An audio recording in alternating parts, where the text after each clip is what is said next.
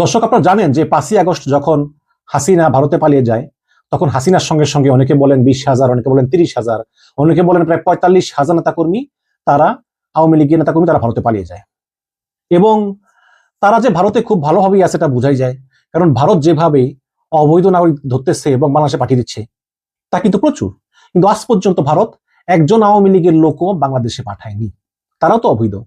তারা যদি তর্ক খাতিরে ধরি যে তারা বৈধভাবে গিয়েছেন, তাহলে বৈধভাবে যাওয়ার পর টুরিস্ট ভিসায় 90 দিন পর কিন্তু তারা অবৈধ হয়ে যায়, ইনক্লুডিং শেখ হাসিনা। কাজে এখন পর্যন্ত শেখ হাসিনা বা ওবায়দুল কাদের বা এই যে অন্য যারা আছে, আসাদুজ্জামান কামাল খান সহ, তারা ঠিক কি স্ট্যাটাসে ভারতে আছে এটা ভারত আজ পর্যন্ত ক্লিয়ার করেনি। এবং এত অবৈধ লোকজন ধরে, যারা বাংলাদেশ থেকে গিয়ে ভারতে অবৈধভাবে বাস করে, ধরে ফেরত পাঠায়, এমনকি ভুলে তাদের নিজেদের নাগরিককে পাঠিয়ে দেয়, কিন্তু তারা আওয়ামী লীগকে ধরে না। এতেই বোঝা যায় যে ভারত আওয়ামী লীগকে খুব ভালোভাবেই শেল্টার দিচ্ছে, অফিস খুলতেছে, রাজনৈতিক কার্যালয় করতেছে। এখন একটা নতুন সুযোগ এলো, সেটা হচ্ছে কি যে ভারত সম্প্রতি তাদের অভিবাসন আইনকে আপডেট করেছে। সেখানে লিখেছে যে পাসপোর্ট ছাড়াই ভারতে থাকতে পারবেন বাংলাদেশ সহ 3 দেশের সংখ্যালঘুরা, মুসলমানরা না। লিখেছে যে ধর্মীয় সহিংসতার শিকার হয়ে আফগানিস্তান, বাংলাদেশ ও পাকিস্তান থেকে 2024 সালের 31শে ডিসেম্বর পর্যন্ত ভারতে ঢোকা হিন্দু, শিখ, বৌদ্ধ, জৈন, পার্সি ও খ্রিস্টানরা পাসপোর্ট বা ভ্রমণনথি ছাড়াই ভারতে থাকার অনুমতি পাবেন। বুধবার দেশটির স্বরাষ্ট্র মন্ত্রণালয়ের বরাতে এনডিটিভির প্রতিবেদনে এই তথ্য দেওয়া হয়েছে। গেল বছর কার্যকর হওয়া দেশটির নাগরিকত্ব আইন অনুযায়ী এসব ব্যক্তি ভারতের নাগরিকত্বও পাবেন। মানে যারা 2024 সালের 31শে ডিসেম্বর বা তার আগে ঢুকছে, তারা নাগরিকত্ব পেয়ে যাবেন। সদ্য কার্যকর হওয়া অভিবাসন ও বিদেশি নাগরিক আইনের অধীনে এই আদেশ জারি করেছে স্বরাষ্ট্র মন্ত্রণালয়। এই আদেশ সংখ্যালঘুদের একটি বড় অংশের জন্য, বিশেষ করে 2014 সালের পর থেকে পাকিস্তান থেকে আসা ভারতের ব্যক্তির জন্য স্বস্তির খবর বলে বিবেচনা করা হচ্ছে। তো এখন দেখেন যে মুসলমান ছাড়া আর সবাই ভারতের নাগরিকত্ব পাবে যদি সে 2024 সালের 31শে ডিসেম্বরের আগে গিয়ে থাকে। এবং এটা কিন্তু একটা নতুন সংকট তৈরি করবে। যেমন আমাদের সাথে মনে করেন হিন্দু এমনি কম, 8% আছে। এখন অনেক হিন্দুই চলে যাবে ভারতে। আবার অনেক খারাপ মুসলমান আছে না, তারা বলবে হিন্দুদেরকে, এই তোদের জন্য তো ভারত দরজা খুলে রেখেছে, তোরা কেন এখন ওই দেশে আসিস? ওই দেখে না স্লোগান দেয়, ভারত যাদের মামার বাড়ি বাংলা ছাড়ো তাড়াতাড়ি। এখন হিন্দুদের তো মামার বাড়ি ভারত, অনেকে বলেন, আমি বলি না, অনেকে বলে আর কি। তো বলবে যে যা তোরা মামার বাড়ি চলে যা। তো এই বিষয়গুলো আসলে তারা ঠিক করেনি, কারণ দেশটা তো সবারই। আমি সবসময় বলি বাংলাদেশের হিন্দুদেরকে, তোমরা যদি বাংলাদেশে মুসলমান কর্তৃক নির্যাতনের শিকার হও, তোমরা প্রতিবাদ করবে, প্রতিবাদ করে লড়াই করে টিকে থাকতে হয়, তবুও তোমরা দেশ ছাড়বা। তো যাই হোক, সেটা ভিন্ন ব্যাপার। কিন্তু এই যে পলাতক লীগ, এই পলাতক লীগ কিন্তু এখন নতুন করে সুযোগ নেওয়া শুরু করেছে। অলরেডি ভারত সরকার যখন এই আইন ঘোষণা করেছে যে হিন্দু, বৌদ্ধ, খ্রিস্টান, জৈন, পার্সি তারা যদি গত বছরের শেষ দিন পর্যন্ত ভারতে প্রবেশ করে, তাহলে তারা ভারতের নাগরিকত্ব পাবে। এখন যারা পলাতক লীগ, যারা আওয়ামী লীগের হাসিনার সঙ্গে পালিয়ে গেছে, যারা হিন্দু আছে, তারা তো অটোমেটিক নাগরিক হয়ে যাবে।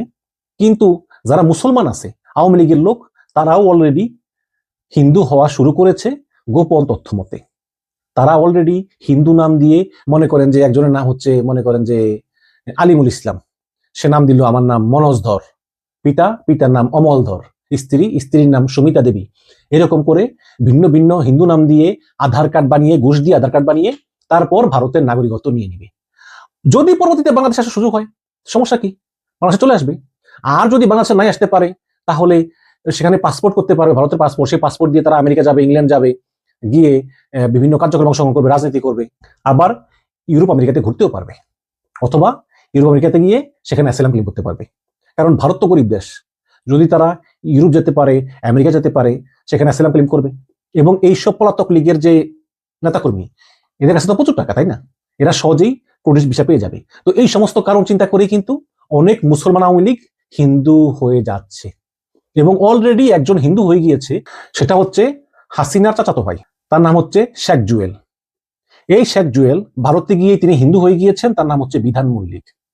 এখানে একটা পত্রিকায় লিখেছে যে পতিত প্রধানমন্ত্রী শেখ হাসিনা চাচাতো ভাই শেখ সালাউদ্দিন ওরফে শেখ জুয়েল এখন বিধান মল্লিক। ভারতীয় আধার কার্ড তৈরি করে তিনি বনে গিয়েছেন বিধান মল্লিক হিসাবে। তার বাবার নাম হচ্ছে শেখ আবু নাসের, কিন্তু তার বাবার নাম শেখ আবু নাসের হলেও নতুন পরিচয়ে তার বাবা এখন মুদীন্দ্রনাথ মল্লিক, এবং এই নতুন পরিচয়ে, এই বিধান মল্লিক পরিচয়ে তিনি পুরো ভারত এসে বেড়াচ্ছেন, ভারতের এপাশ থেকে ওপাশ, একটু ধুতি পরে ক্লিন শেভ করে আর গলায় তুতের মালা লাগিয়ে আর এখানে একটু সাদা রঙের একটা ইয়ে লাগিয়ে একদম এপাশ থেকে ওপাশ। তবে শুধু শেখ জুয়েলই নন, একাধিক সূত্র বলেছে যে বাংলাদেশের অন্যতম প্রভাবশালী শেখ পরিবারের অনেক সদস্যই বর্তমানে ভারতীয় আধার কার্ড গ্রহণ করেছেন। শেখ জুয়েলের ভারতীয় আধার কার্ডের একটি কপি ইতিমধ্যেই বাংলাদেশ প্রতিনিধির কাছে এসে পৌঁছেছে। 2018 সালে খুলনা 2 সংসদীয় আসন থেকে প্রথম এমপি নির্বাচিত হন শেখ সালাউদ্দিন, এবং 2024 সালেও তিনি আওয়ামী লীগের মনোনয়ন পেয়ে এমপি নির্বাচিত হন। কাগজে কলমে তিনি শেখ সালাউদ্দিন হলেও সর্বত্র তিনি শেখ জুয়েল নামেই পরিচিত। গত 5ই আগস্ট গণঅভ্যুত্থানে হাসিনার পতনের পরপরই শেখ জুয়েল সহ শেখ পরিবারের সবাই ভারতে পালিয়ে যান। একাধিক সূত্র বলেছে যে শেখ জুয়েলের মতো শেখ পরিবারের অনেক সদস্যই ভারতীয় নাগরিকত্ব গ্রহণ করেছেন একটি বিশেষ প্রক্রিয়ায়। বিশেষ প্রক্রিয়া হচ্ছে এই যেই ধর্ম পরিবর্তন করা, মানে হিন্দু হয়ে যাওয়া। আধার কার্ডে শুধু নিজের নাম নয়, পাল্টে ফেলেছেন বাবার নামও, এবং ওই কার্ড দিয়ে তারা ভারতে চলাফেরা করে আসছেন স্বাধীনভাবে। আবার ভারতে আশ্রয় নেওয়া অনেকে আবার ট্রাভেল কার্ডও দেওয়া হয়েছে, সেই কার্ড ব্যবহার করে তারা অন্য দেশেও ভ্রমণ করতে পারতেছেন, যেটা আমি একটু আগে বলেছিলাম। তো এই হচ্ছে আর কি অবস্থা। এখন দেখবেন যে একটা সুযোগ তৈরি হলো আর কি পলাতক লীগের জন্য। এখন তারা খুব সহজেই ধর্ম পরিবর্তন করে তারা ভারতের নাগরিকত্ব নিতে পারবে এবং সে দেশে স্থায়ীভাবে থাকার পথ সুগম হবে। তো এখন আপনারা জানেন যে আওয়ামী লীগ গত 15 বছর শুধু ভারতের পারপাসই সার্ভ করেছে, ভারত যা বলেছে তাই করেছে। এখন ভারতে পালিয়ে গিয়েছে, এখন যদি আধার কার্ড পায়, ভারতের নাগরিকত্ব পায়, নতুন ধর্ম পায়, নতুন নাম পায়, তো খারাপ কি, তাই না? তো দেখা যাক কি হয়। তবে ভাই আমরা বাংলাদেশেই থাকবো, সুখে দুঃখে এই দেশে আমাদের কোথাও যাওয়ারও জায়গা নাই, আর আমাদের অন্য কোনো ধর্মও নাই। আমাদেরই বাংলাদেশ, আমাদের ইসলাম ধর্ম, এটাই। গত 15 বছর তাদের কাছে বাংলাদেশ চাইতে ভারতের দাম বেশি ছিল। তারা নিজের দেশ বাংলাদেশে কখনোই আপন মনে করতো না, তারা মনে করতো ভারত তাদের অরিজিনাল দেশ।